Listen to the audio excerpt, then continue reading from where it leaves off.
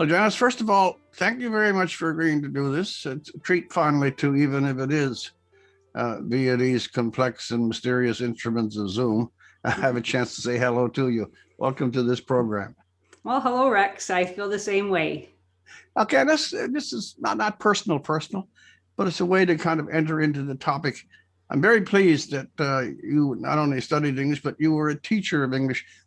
How long ago or how long did you teach? And from the beginning of your professional career as a teacher in a university, what have you observed in the changes, even in that particular discipline? I'll just give us a setup. When I went to university, which was back in 1640s, when I went there, it was the close reading. It was very, very analytic, studying the lines, memorizing in many cases the poetry, and reading, very, very interesting, some technical, but mainly appreciative essays that were written by the giants of the 30s and the 40s. But it was English. What was it like when you started? What was it like when you finished that part of your career? Yeah, that's a very interesting question.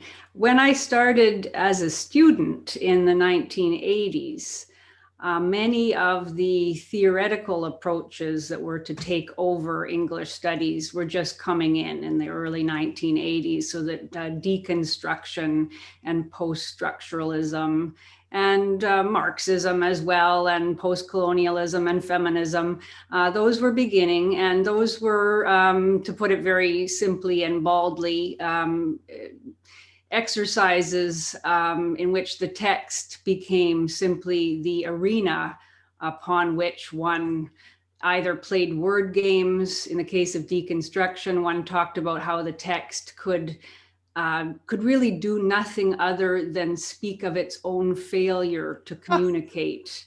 And that every text was about language and the problem of representation and the impossibility of representation. And then, of course, we had Marxist and the various political theories coming in that were more interested in how the text manifested different forms of power and resistance. So that was all starting already. And by the time I was a graduate student in the late 80s and early 1990s, those were all the dominant approaches. So the old kind of close reading, the new criticism, the attention to details of the text, how words, images, phrasing, parallelisms, various tropes, how all of that contributed to the effect of the work, what caused the work to be considered beautiful or powerful. Yeah. Those things, they were still there, and I loved them. And that was, of course, the reason I wanted to become an English teacher, was because I was enchanted by the power of stories and the power of words. And so that was there, but it was very much in decline. And by the time I began teaching I began when I was a TA as a graduate student, and then I got my first job first real job in 1999. By that point, I would say that the political theories, the interest in the triumvirate of colonialism, imperialism, and capitalism, and the various types of, victim positions according to race, gender, and sexuality, and a few others, of course, that came in later. Those were really the dominant approaches to literature. This question is more about the mechanics, and then I'll get to the substance. How was it that a tradition, if you wanted to be really generous, starts with Homer and skips on up through various empires and various other countries, and of course the great late 16th and early 17th century in England, when you had this flowering of almost supernal genius, that was regarded and is regarded from Homer to Shakespeare as one of the great inheritances of, I won't say people kind, I will say humankind. How did it come about that literature, in the sense that we're doing, Matthew Arnold, The Best That Has Been Thought, wrote, became instead an autopsy body in which to explore or discover the faults and ills of everybody who came before us, and how did it come to be overlaid with what, to my mind, are very shallow but very powerful ideologies. Why are you studying literature if your only reason to study it is to find out if Milton was a misogynist? Exactly. Why? A deep self-loathing took over the study of English, the study of the humanities in general. It became deeply unfashionable even to claim that there was anything good, let alone great, about the English tradition, about the literary tradition. It came to seem frivolous to study literature in order to understand ideas about how former eras had thought of what the good life consisted of, or what virtue was. Or what a good man was and how he manifested his goodness, or indeed what a good woman was. All those kinds of basic questions that had been so interesting up until, let's say, the 1960s, suddenly became really deeply unfashionable. And Alan Bloom talks about this in The Closing of the American Mind, for instance, and he pinpoints it to the time that the Black Panthers came onto Cornell University with guns and demanded that the entire curriculum change in order to reflect the Black experience and the to dissect the racial and other ills of American and English speaking cultures in general. And I think Bloom says that professors of the social sciences first and then the humanities quickly following simply lost faith in what they had been doing. It came to seem so much sexier and more relevant and more justifiable to say that you were studying the mechanisms of sexist or racist oppression in the poetry of Alexander Pope or whatever it happened to be, rather than to say you were studying the mechanics of 16th century French poetry. And because much of that study was a little bit boring. It was a stuffy kind of esoteric, nerdy knowledge. It took many years to acquire a facility. And even then, it wasn't a kind of knowledge that was very impressive outside the academy. And once the academy had lost faith in that beautiful, esoteric knowledge, well, all the preoccupations of the outside world came flooding in, and that came to seem much more important.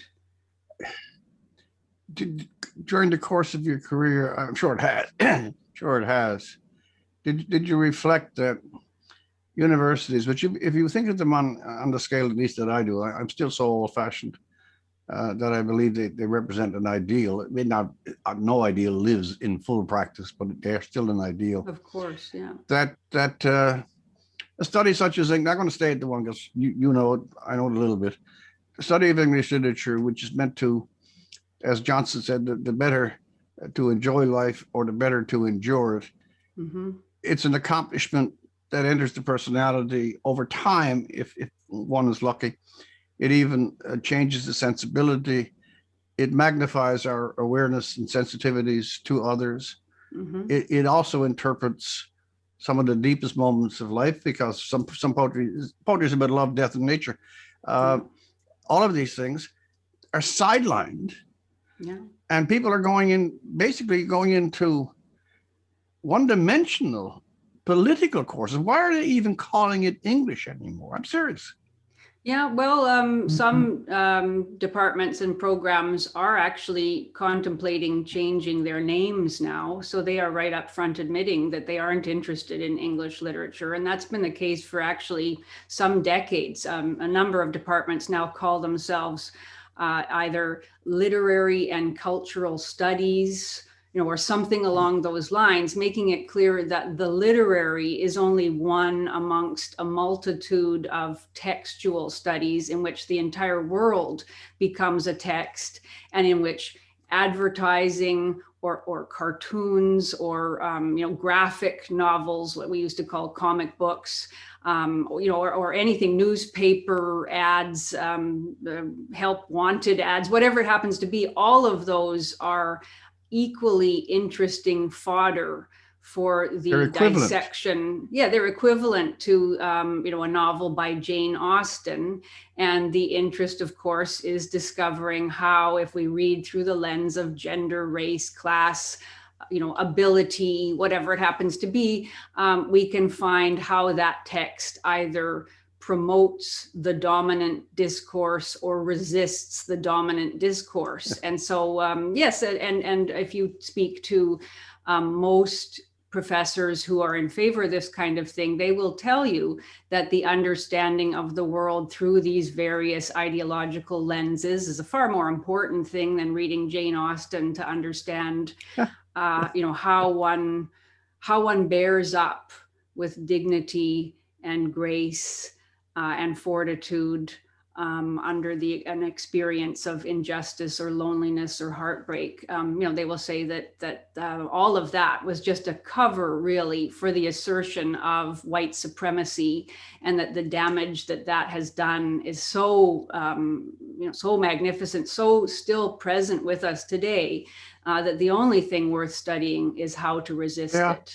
Well, we're seeing this from the ridiculous to the sublime. The ridiculous would be Dr. Seuss. The sublime would be, you can list off, I can do it easily, 5 or 6 standard and quite classic books that have now been strip mined for their offense to the current moment. This is a side point, but I think it's worthwhile because there are also young people, 2 or 3 of them may even watch this. There are young people who still have, let me say, they're not sunburnt by the new fads. They're not yet in the corral. They're not under the fire. And who are reading books because they like to read the books and because they like to read the sentences. Does this new fashion, is it also smothering skill in language? Anybody who tries to read a postmodern text or a postmodern essay with the particular magnificently eccentric vocabularies and neologisms and everything, it's like diving into a bog. I don't, I'm sorry, I'm speech trying. I don't understand how the universities don't look at this and laugh out loud and say, okay, we played this game long enough, but let's give the students an honest education. Yeah, no, I think most of the people who are promoting, you can't even call it a new ideological approach. It really isn't new anymore. It's quite standard. And I guess that's the only thing that might save us in the end, although I'm not that hopeful, in that it is now the standard approach. It's the approach one will meet with in pretty well every single humanities or social sciences course that one takes at any university in the English-speaking world. And that very fact might spell its undoing, because a lot of students, some of the bright students, will say, I don't find this interesting at all. It's not challenging. And that's part of why it's been successful, actually, is because it's really very simple. Once you have learned that arcane phraseology, or at least some of the phraseology about race and class and gender, one can at least pass through a number of courses with little difficulty. One doesn't even have to actually read the books in order to know what kinds of noises to make about them that will satisfy one's professor. And so why do the universities not say maybe we should offer an honest education? I think most people are either true believers in the university. Study after study shows that the number of professors who identify as on the left politically, or even on the far left, continues to rise over the years, while the number of professors who say they're on the right continues to decline. So those professors, by and large, believe very strongly in what they are doing. They really believe that our society is very oppressive, and that there is great suffering as a result of racism and misogyny and other, ableism and transphobia, etc. And I think if you believe that, then why would you read Jane Austen, in order to understand her conception of virtue. You know, why would you do that? That seems rightly, I think, a very frivolous pastime when you believe that bodies are being subjected to unspeakable violence of various kinds as a result of the intolerance and bigotry of the society all around one. So of course one would want to do one's part in trying to raise awareness about that. And each teacher now, and this is now even more, you know, it's increased tenfold even since the death of George Floyd last spring, each teacher now believes that he or she, and is being exhorted to be an agent for change. So what one is supposed to do in the classroom is to preach against white supremacy and toxic masculinity. And, you know, and those professors who don't believe in that are rightly scared to say anything about it, because if they do resist in any way, even in a very mild form, they know that they will certainly be attacked as purveyors of racism or sexism, or even will lose their jobs. You know, the number now, you can't keep up with the number of professors who, for even minor so-called transgressions, have been ejected and have found themselves disgraced and jobless. It's really quite extraordinary, the viciousness with which people are willing to carry out these purges of any dissenters. Yes, it is. How long can we continue to degrade? I won't qualify it. How long can we continue to degrade the training of the human mind, the expansion of the human mind to not only understand, but to have the receptors of appreciation for the best achievements? We talk of role models.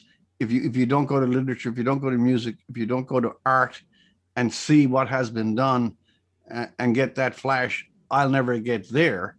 But that's something worthwhile looking at. Instead, if you have a kind of catalog of crimes against the world as your only text, eventually you'll say, well, I don't belong here. And then there's this business of the anti-bias training, that the first thing that anti-bias training tells you is that you are biased. You're biased.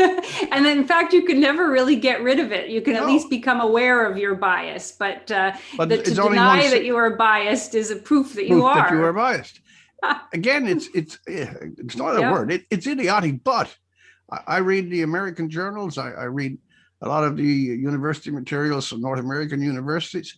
Some of the statements they're putting out, I mean, the ancient medieval kings had to put on a sackcloth and walk to Rome and kiss the puddle before the Pope. The university administrators and some considerable numbers of their staff are just giving into this, and the people agitating are the people who have yet to receive an education. It's upside down. Yeah, it is. It can't be exaggerated, I don't think, how bad it is. But every time I think that it is as bad as it can possibly get, it gets a little bit worse. I spent part of the summer, this past summer, reading Robin DiAngelo's book called White Fragility, which was published in 2018, but received a great deal more attention this past summer as a result of the Black Lives Matter movement and its prominence. And this, of course, is a woman who is invited to speak and paid thousands and thousands of dollars every time she gives a workshop to purvey the most rank racist nonsense about how all white people, whether they deny it or not, as we said before, especially if they deny it, are heavily invested in systemic racism, in a level of bigotry and hatred supposedly against Blacks, so pernicious that apparently, according to DiAngelo, all white people take pleasure in the suffering of Blacks. And all we can really do, we can never stop because we're born into it. It is a kind of original sin. And the only thing we can do is to try to be, as she calls it, less white. And of course, to be deeply aware of our own investment in our own privilege. I mean, it's so outrageous to think of the, poor whites in North America who have to attend these workshops. There was a case of a woman just recently who was a staff member at an elite American university. I know the story. Yeah. Whose her whole entire salary, year's salary, she said, was about the same as a student would be paying to attend the university for 1 year. And she had to attend these workshops and confess her privilege, while meanwhile students who were able to afford this tuition, who were far more economically and socially privileged than she, could stand over her as righteous victims and shame her for her whiteness. I mean, this obviously can't end well, but as to whether it can keep going, one keeps thinking it can't, but it does. No, you said it earlier. You expect that's the last installment that I'm going to get. Well, it's Dr. Seuss one day, and it'll be Little Orphan Annie the next. Yes. On this very sensitive point, because you'll never hear it questioned.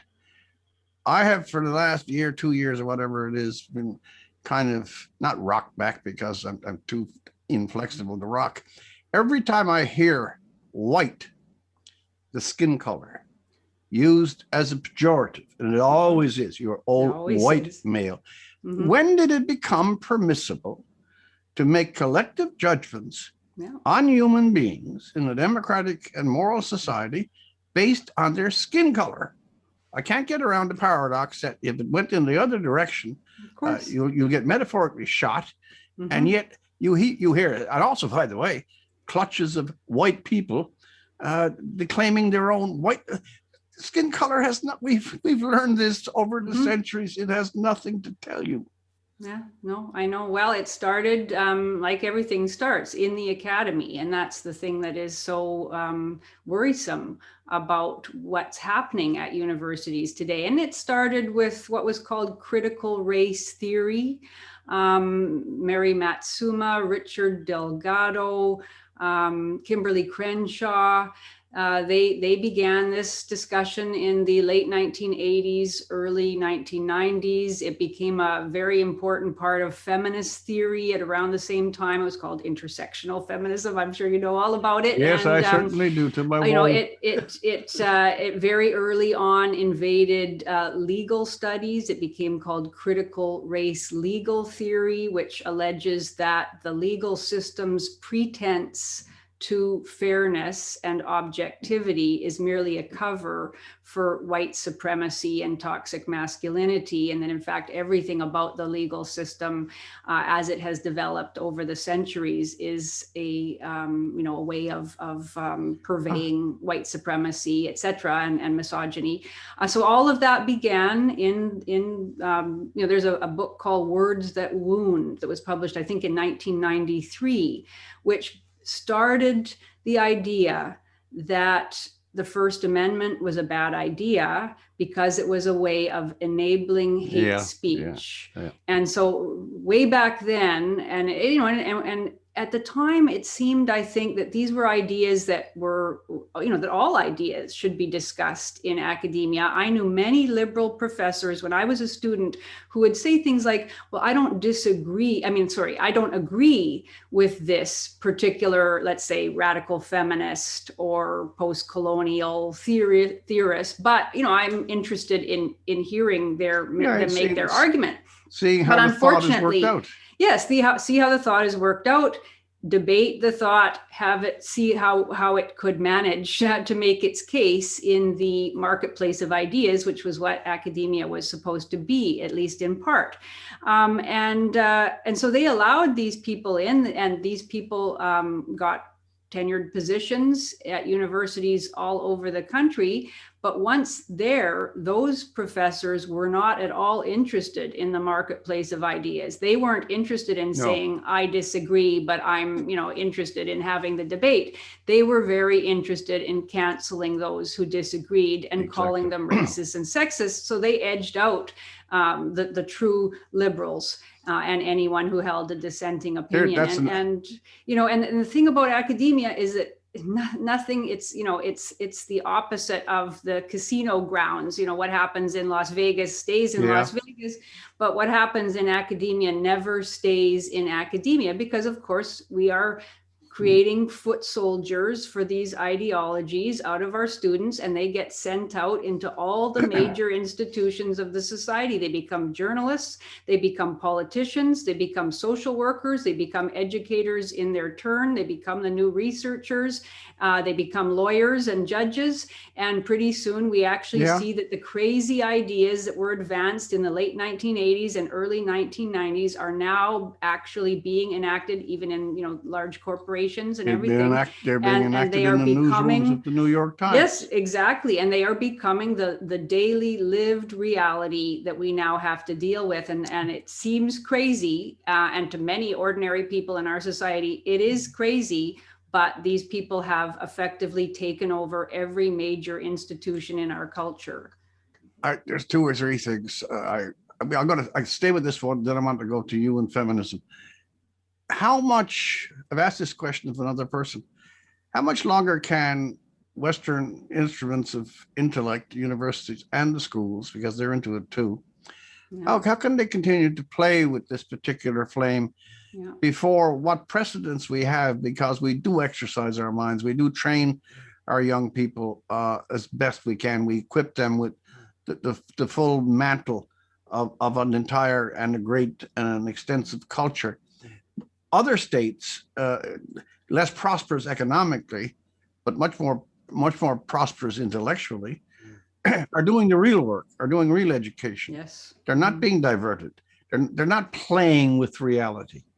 So we can afford this now because the generations before us left such bounty that we have some time in which to kind of waste it away. But meantime, the other nations of the world who know the world, they're actually doing the right thing. We're playing with fire here, I think. Yes, we certainly are. And that's the question that my friends and I ask ourselves all of the time. How much longer can it go on before our culture is simply exhausted by the refusal to value merit and ability, and by the effects of this deep self-loathing, this certainty that everything that we have produced is substandard in some way, is oppressive, that everything that is good in our society is a result of cultural appropriation, that we've stolen it from others in some way, et cetera, that we have to apologize for even living on stolen land,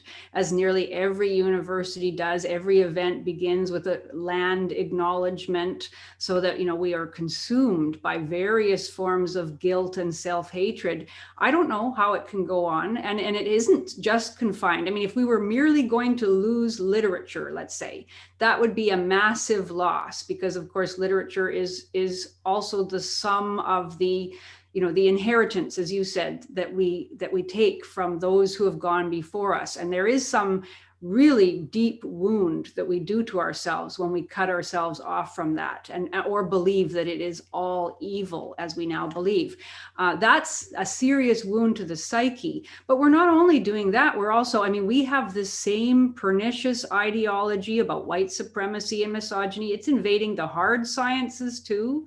You have now two tiers in most science programs. You have those who are still doing real science, and then you have a whole cadre of people who have been brought in to do indigenous science, to do Black science, and who mainly go around the country excoriating others about their bigotry and talking about the difficulties that these individuals personally have had because they are Black or gay or trans or indigenous or what have you.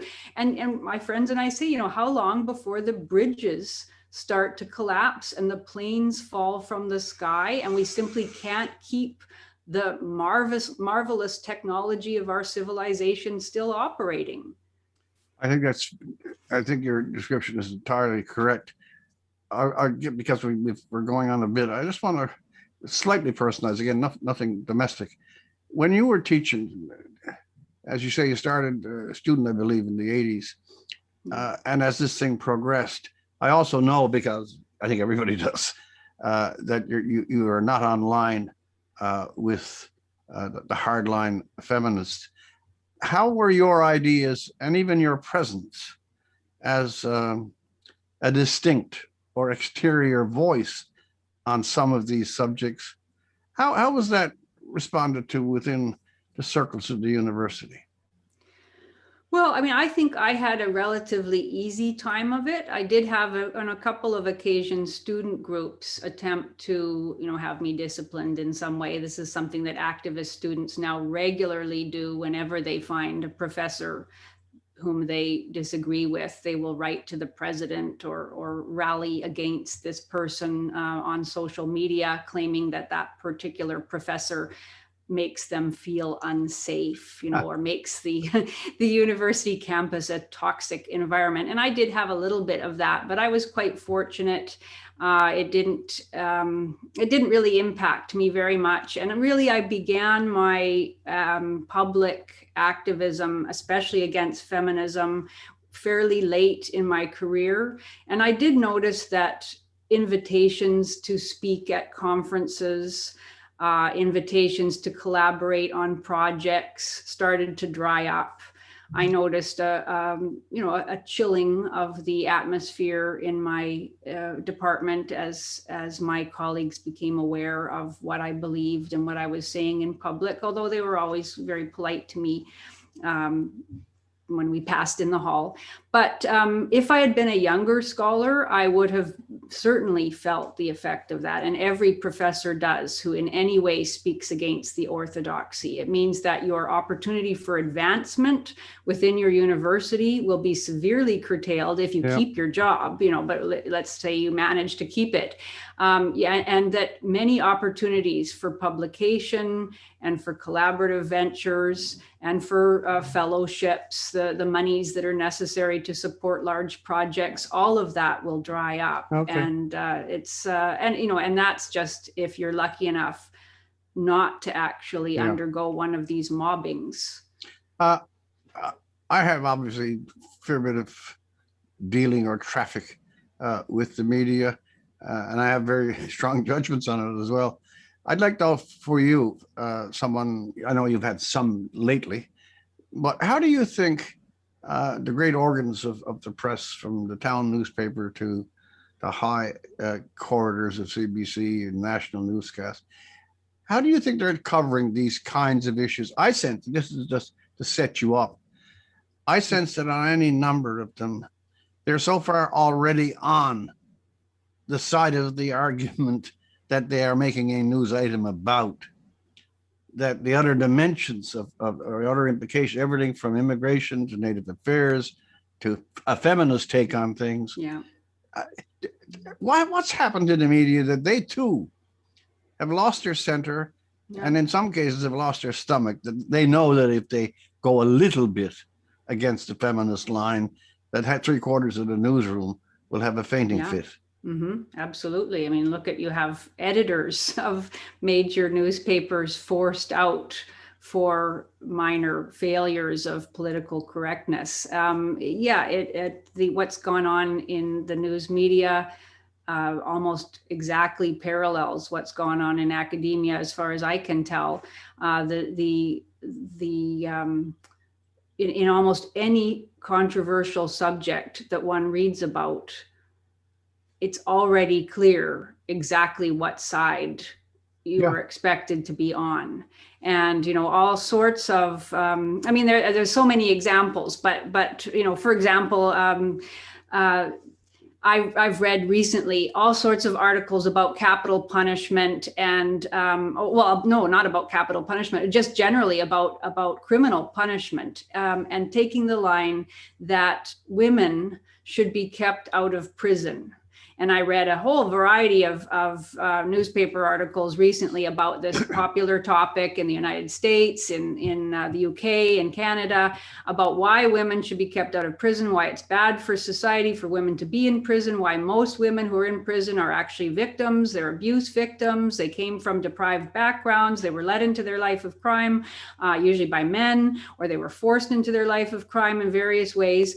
And, every single one of those articles never mentioned the obvious fact, sorry, my phone is making noise, never mentioned the obvious fact that men who commit crime, who are already something like 93% of the prison population. So the number of women who go to prison are women are much less likely to be arrested in the first place, to be charged. The sentences that they receive for the same kinds of crimes as men tend to be much lower, but there's no recognition on the part of the authors of these articles that men too who become criminals are usually from deprived backgrounds, usually have problems with addiction, have been abused as children, often abused by the very mothers that these articles are talking about keeping out of prison so that they can care for their children. Like the ironies, the blindness, the inability to see the other side or to care about it, the determination to make the promotion of the ideology the central issue. And whatever the subject happens to be, it will be, twisted and molded so that it fits into the predetermined end. I've stopped really listening to most mainstream news now because I just find it so deeply disheartening and actually bewildering to see the level of ideological manipulation. I'll round off now with a very particular reference. Again, it depends, this whole thing of the splintered society, the division, subdivision, and subdivision of various types and categories according to gender, sexual preference, ethnicity, color of skin, whether you believe in Captain Marvel or whatever the hell it is. I saw Justin Trudeau. He spoke at a SHE, a she conference, about 10 days. It's still on YouTube. And he knew to which audience he was speaking. He had the former president of Norway, I think, and all the big heavies from the EU. And he talked about COVID, but he wanted to stress that after COVID, we weren't going into a recession. Understand? We're not going into a recession. No. We're going into a she session because we all know that women have suffered more in the pandemic. And I thought about this a bit, and I thought, there's a woman who saved up for 20 years, had a little shop. COVID comes, she gets hurt. There's a guy did it, same thing. However, she's married. She has a bit of domestic comfort after this great tragedy. He was a loner, not too attractive. All he's got is to sit on a cardboard box somewhere and say, where did it? Who in the name of God appoints people to say that the suffering that is equal on all of us and the circumstances that are the same, that somehow or other we set up categories as to who we care about? It's amazing, isn't it? Yes. COVID. In the beginning, when we first started hearing about COVID and those people it was affecting and those people it was killing, we very quickly learned that it was killing far more men than women. I think the numbers older people, of course. And the only reason it wasn't killing even more men, or rather killing men in even greater proportions, was that many men are already dead in that high upper category of age, because women tend to live 3 to 5 years longer on average than men do. So that was the early reports. Now, I think the numbers have somewhat equalized. I'm not quite sure why, but certainly when we first heard the numbers out of China and out of Italy, it was basically about 2 to 1. Men were about 70%, or at least in the high 60% of those who were dying from COVID. And I remember thinking, how is this going to be spun? Will this, if it were the other way around, and the reports were that women were dying, that women were 70% of the deaths, can you imagine what the discourse would have been? And there would have been calls immediately for all women to stay at home and to be kept safe, for men to be the ones who went out and did the shopping and did all the public engagement. And there would have been a great deal of talk about society's obligation to save women's lives. We never heard that once, once. No single woman that I'm even aware of said, I'm going to do the shopping from now on because I want to protect my man, and women in general should be concerned. What's called in men's rights circles the empathy gap was so starkly revealed, and almost immediately at the same time, even while men were, I think 80% of those admitted to ER with really serious complications from COVID and dying in these larger numbers, at the very same time that was happening, all the articles started coming out saying women are hardest hit. Why? Oh, because they were having to stay home and look after their children when the schools were closing. And isn't this a terrible thing? While the men were still going out to work and risking their lives in many cases. I mean, I don't have words for it really. The inability to even recognize male humanity is so startling in these cases. And I remember lots of my friends, I have all sorts of friends in the men's rights movement who said, maybe in the early days, maybe the result of this pandemic will be that we leave behind these petty divisions and we just start pulling together as a society, men and women working together to confront problems.